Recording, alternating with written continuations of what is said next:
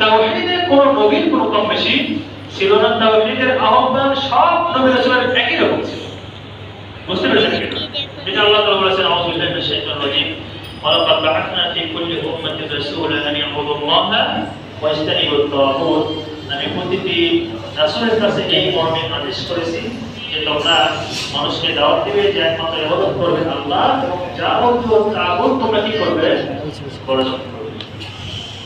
তাগুত মানে কি বলেন?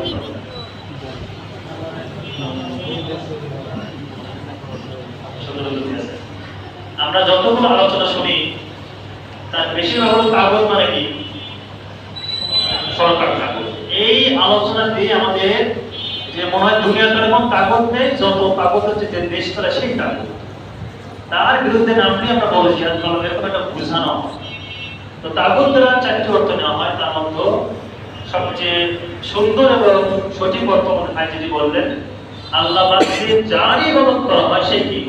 সেটাই তাগুত। সেটা হতে পারে মূর্তি, সেটা হতে পারে মাজার, সেটা হতে পারে কোনো শাসক, সেটা হতে পারে কোনো আলেম।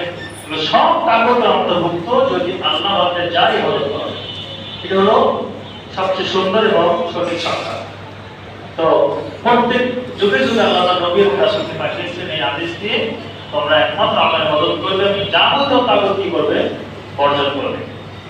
তাওরাত নূহ আলাইহিস সালাম নবী এবং রাসূলদের প্রথম হচ্ছে নূহ আলাইহিস সালাম, যাকে আল্লাহ সুবহানাহু ওয়া তাআলা তার কওমের মধ্যে পাঠিয়েছিলেন। এখানে মনে রাখবেন যে আমাদের দেশে বলা হয় হিন্দু ধর্ম কি ধর্ম? সনাতন ধর্ম, মানে সবচেয়ে প্রাচীন ধর্ম নাকি হিন্দু ধর্ম। এটা আমাদের শেখানো হয়। আমাদের আবার কিছু মুসলমান আছে, এরা আমাদের ওখানে গিয়ে বলে যে সনাতনী ধর্ম, বোঝা যায় যে প্রাচীন ধর্ম। বলেন তো সবচেয়ে প্রাচীন ধর্মের নাম কি? ওই কথা আপনি কেন বলেন প্রাচীন ধর্ম হিন্দু ধর্ম?